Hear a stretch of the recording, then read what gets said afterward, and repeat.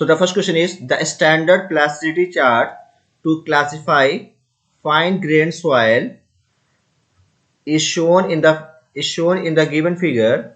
The area marked capital X represent option A जो given है that is silt of low plasticity, B option clay of high plasticity, C option organic soil of medium plasticity and D option clay of intermediate plasticity. So यहाँ पे figure ये given है, इस figure में x क्या represent कर रहा है ये पूछा गया है, ठीक है। अब बात आती है कि पहले तो इसमें फाइन ग्रेड सॉइल बोल दिया, तो फाइन ग्रेड सॉइल में कौन होगा, सिल्ट होगा और क्ले होगा।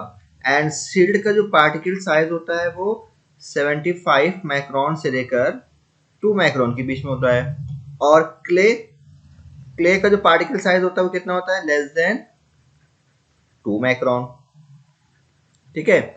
तो x क्या रिप्रेजेंट, तो इसका मतलब कि फाइन ग्रेड की बात कर रहा है तो ये सिल्ट होगा, क्ले होगा, एक तो ये हो गया। दूसरा क्या है कि x क्या रिप्रेजेंट कर रहा है प्लास्टिसिटी चार्ट में, तो ये हमको बताना है।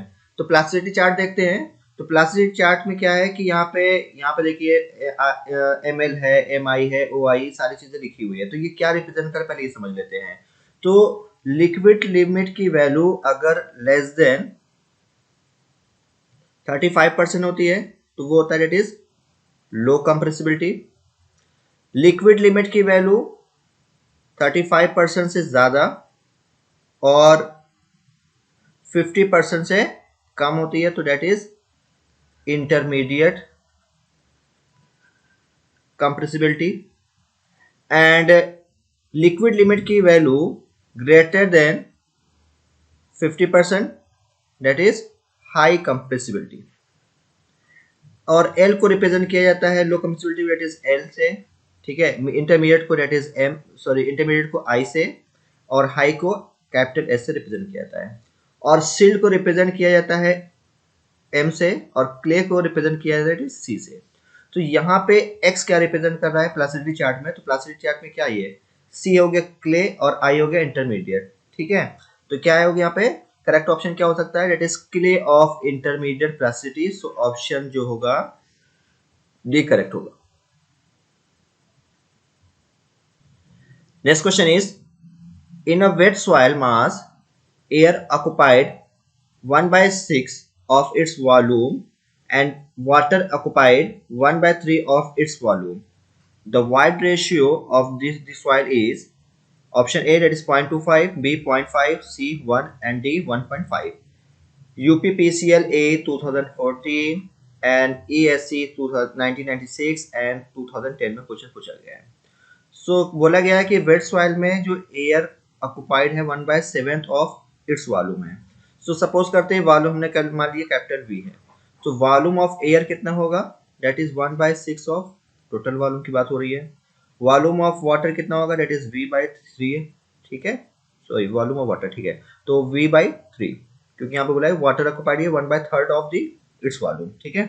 सो वॉल्यूम हमको फाइंड करना है वाइड रेशियो। तो वाइड रेशियो क्या होता है, volume of voids upon volume of solid, ठीक है, इसका रेशियो होता है। तो हमको फाइंड करना है पहले वॉल्यूम ऑफ वाइड्स, फिर फाइंड करना है वॉल्यूम ऑफ सॉलिड, ठीक है। सो वॉल्यूम ऑफ वाइड्स क्या होता है, that is VV equal to होता है volume of air plus volume of water, ठीक है। तो वॉल्यूम ऑफ एयर क्या है, V/6 प्लस V/3। सो सॉल्व करेंगे तो वॉल्यूम ऑफ वाइड्स आएगा दैट इज V/2, ठीक है। एंड टोटल वॉल्यूम जो होता है किसके इक्वल होता है, that is volume of voids plus volume of solid. तो यहाँ पे सॉलिड निकाल लेते हैं, that is VS equal to total volume minus volume of voids, ठीक है। तो V minus and volume of voids कितना है, कैपिटल V/2, ठीक है।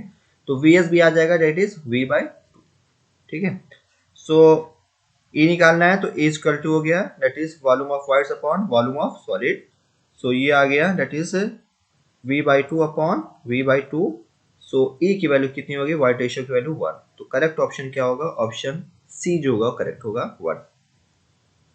Next question is match list 1 symbol with list 2 soil and select the correct answer using the code given below the list given है, ठीक है, एंड कोड्स गिवन है। और हमको क्या करना है कि करेक्ट कोड बताना है कि करेक्ट कोड कौन सा होगा। ये क्वेश्चन पूछा गया है ESC 2008 में, ठीक है। सो ये सिंबल्स गिवन है और यहाँ पे सॉइल गिवन है, हमको क्या करना है, मैच करना है।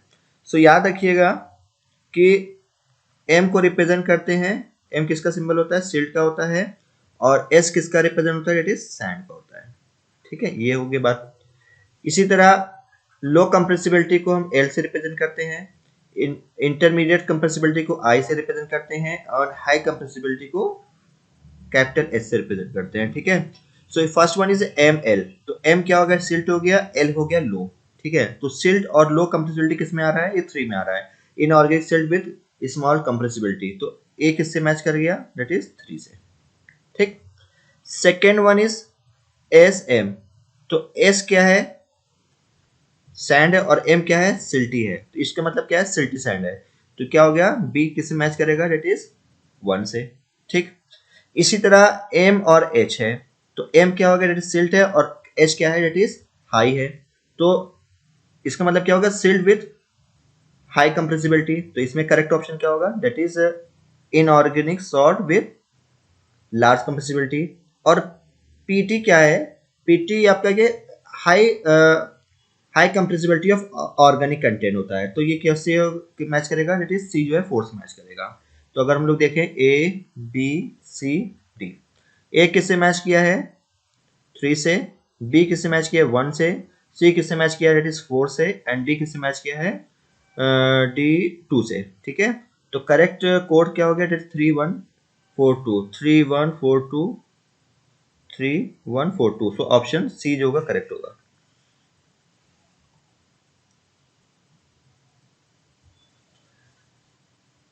नेक्स्ट क्वेश्चन है, given the plasticity index PI of a local soil is equal to 15 and the PI of the sand is equal to 0 for a desired PI of 6, the percentage of sand in the mix should be, option है 70, B option 60, D option, C option 40, D option 30।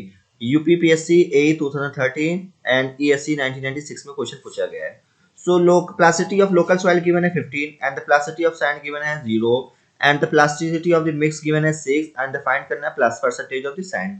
So assume कर लेते हैं, ठीक है, कि x part is sand, ठीक है, and 1 minus x part जो है वो सॉइल है। ठीक है, टोटल जो है उसमें x पार्ट हमने मान लिया सैंड है, और वन माइनस एक्स पार्ट जो होगा दैट इज सॉइल है। सो पी आई ऑफ मिक्स कितना हो जाएगा, that is P I sand multiplied by the x plus 1 minus x multiplied by that is P I of soil, ठीक है, upon 1। ठीक है, सो पी आई ऑफ सैंड 0 है, 0 into x plus 1 minus x multiplied by the P I of soil कितना given है, that is 15, and P I of mix कितना given है 6। तो 6 is equal to 0 plus 15 minus 15x। So x is equal to हो गया that is 9 upon 15। So 9 upon 16 that is 0.6 and the percentage में find करेंगे, ये कितना आएगा, दैट इज 60%। तो करेक्ट ऑप्शन क्या होगा, ऑप्शन बी जो होगा करेक्ट है 60। Next question is, based on the grain distribution analysis, D10, D30 and D60 values for a given soil are 0.23 mm, 0.3 mm and 0.41 mm respectively. As per Bureau of Indian Standards, the soil classification will be, so option है SC, SM, SP, SW, UP, PSC, AE 2008 and ESC 2001 में question पूछा गया है। ठीक है, सो हमको find करना है कि सॉइल क्लासिफिकेशन। तो फर्स्ट कर लेते हैं सी यू फाइंड कर लेते हैं, यूनिफॉर्मिटी कोफिशिएंट। ठीक है, ये कितना होता है, D60 अपॉन D10 का रेशियो होता है। D60 की वैल्यू कितनी गिवन है, 0.41 एंड D10 की वैल्यू कितनी गिवन है, दैट इज 0.23। ठीक है, तो ये वैल्यू आएगी दैट इज 1.78। ठीक, अब अगर आप ऑप्शन देखिए तो यहाँ पे सब में S C, S M, S P, S W मतलब एस आ रहा है। एस क्या होता है, सैंड होता है। सैंड के लिए यूनिफॉर्मिटी कोफिशिएंट की वैल्यू कितनी होती है, लेस देन ग्रेटर देन 6 होती है, और ये वैल्यू आ रही है इट इज लेस देन 6 आ रही है। ठीक है, दूसरा क्या है, सीसी निकाल लेते हैं, कोफिशिएंट ऑफ कर्वेचर। ठीक है, अब इसके केस में क्या है, इस फॉर्मूला क्या है, D30 स्क्वायर होता है अपॉन D60 इंटू D10, ठीक है। सो D30 स्क्वायर करते हैं तो 0.3 स्क्वायर अपॉन 0.41 मल्टीप्लाइड बाय 0.23, ठीक। इसको सॉल्व करते हैं, ये वैल्यू आती है 0.954, ठीक है। और सीसी जो लाई करता है 1 और 3 के बीच में करता है, मतलब कि वैल्यू 1 से भी कम है, इसका मतलब ये क्या होगा, पुअरली ग्रेडेड होगा, ठीक है। इसका मतलब क्या होगा, पुअरली ग्रेडेड होगा सॉइल। सो आप करेक्ट पुअरली ग्रेडेड को पी से रिप्रेजेंट करते हैं, कैपिटल पी से, तो इसमें ऑप्शन देखें तो कौन सा होगा, that is SP correct option होगा, that is option C correct होगा। Next question is, the two soil sample A1, A and capital B have porosities N A is equal to 40% and B is equal to 60% respectively. What is the ratio of wide ratio EA ratio EB question mark. So option given है 2:3, B option 3:2, C option 4:9 and D option 9:4। ये ऐसे 2004 में question पूछा गया है। सो porosity Na कितना given है 40%, that is 0.4, ठीक। Nb कितना गिवन है, that is 60%, that is 0.6। So E find करना है वाइड रेशियो, तो वाइड रेशियो इक्वल टू होता है दैट इज n/1 - n, ठीक है। तो निकाल लेते हैं, EA निकाल लेते हैं, दैट इज Na/1 - Na। इसी तरह Nb कितना हो जाएगा, दैट इज Nb - 1 - Nb, ठीक। पुट करते हैं, दैट इज 0.4/1 - 0.4, ठीक। Eb कितना हो जाएगा, 0.6/1 - 0.6, ठीक। That is 0.4 that is 1 0.4 that is 0.6, ठीक है। एंड Ab कितना आ गया, 0.6/0.4। रेशियो पूछ रहा है तो A/EB कर लेते हैं, ठीक है। ये हो गया 0.4/0.6 और फिर उल्टा कर देंगे तो ये हो जाएगा 0.4/0.6, ठीक है। तो ये हो गया इट इज 16/36, ठीक है। तो 4/9, तो करेक्ट ऑप्शन क्या होगा, इट इज 4/9, ठीक है। सो सी ए रेशियो का रेशियो जो E/EB का जो रेशियो आएगा वो क्या आएगा, 4:9। तो करेक्ट ऑप्शन क्या होगा, ऑप्शन सी जो करेक्ट होगा। नेक्स्ट क्वेश्चन है, अ soil has liquid limit of 35, plastic limit 20, shrinkage limit 10 and natural water content 25%. What is the liquidity index, plasticity index and the shrinkage index? Option A है 0.67, 15 and 25, इस तरह सारे options given है, ठीक है। Question पूछा गया है, ESE 2009 में क्वेश्चन पूछा गया है, ठीक है। तो फाइंड करना है plasticity index, liquidity index and the shrinkage index. तो फर्स्ट वन इज फाइंड कर लेते हैं, प्लास्टिसिटी इंडेक्स की लिक्विडिटी इंडेक्स कर लेते हैं पहले। तो that is IL equal to होता है W minus WP, that is plastic limit upon WL minus WP, that is, ठीक है। तो नेचुरल वाटर कंटेंट कितना है 25%, तो 25 हो गया। WP that is plastic limit 20 given है, अपॉन लिक्विड लिमिट की वैल्यू कितना है, ये आपका 35 गिवन है, तो 35 माइनस प्लास्टिक लिमिट की वैल्यू 20, ठीक है। तो ये कितना आएगा जी, 5/15, दैट इज 1/3, ठीक है। 1/3 और 1/3 की वैल्यू सकती आएगी, IL हो गया, दैट इज 0.33। तो ये आप हमारी वैल्यू आ गई लिक्विडिटी इंडेक्स की वैल्यू 0.33। अब फाइंड करना है प्लास्टिसिटी इंडेक्स, तो plasticity index that is IP, ये कितना होता है WL माइनस WP, ठीक है। ये 35 माइनस 20, ये कितना आ गया 15, ठीक है। तो यहाँ पे देखिए 33.33, 15 आ गया। अब आता है shrinkage limit that is IS, shrinkage index that is IS निकाल लेते हैं, ठीक है। तो ये निकालने के लिए क्या होता है, that is WP minus WS, ठीक है। तो प्लास्टिक लिमिट की वैल्यू कितनी है 20 एंड श्रिंकेज लिमिट की वैल्यू 10 है, तो ये कितना आ गया 10, तो 10 भी आ गया। तो करेक्ट ऑप्शन क्या होगा, ऑप्शन सी जो है करेक्ट होगा।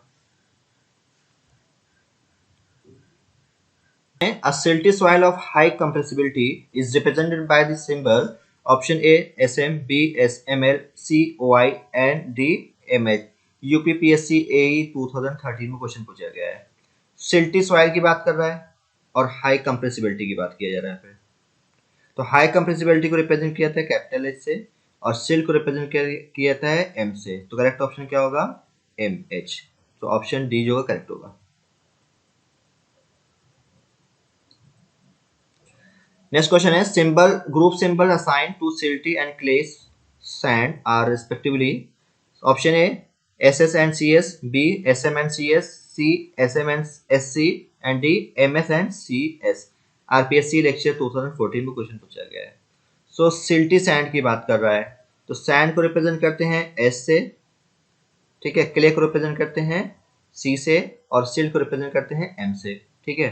तो सिल्टी सैंड, तो यहाँ पे परसेंटेज, सिल्टी सैंड मतलब कि परसेंटेज ऑफ सिल्ट की कंटेंट कम है क्योंकि यहाँ वाई लगा हुआ है। तो सैंड क्या होगा? एस हो गया, और सिल्टी है तो एम हो गया, ठीक है। क्ले सैंड, तो यहाँ परसेंटेज कितना है सैंड का है, तो सैंड को रिप्रेजेंट करते हैं एस से, और क्ले को रिप्रेजेंट करते हैं इट इज सी से। तो करेक्ट ऑप्शन क्या होगा? S M and S C. तो करेक्ट ऑप्शन क्या होगा? S M and S C. तो ऑप्शन सी जो करेक्ट होगा। Thank you.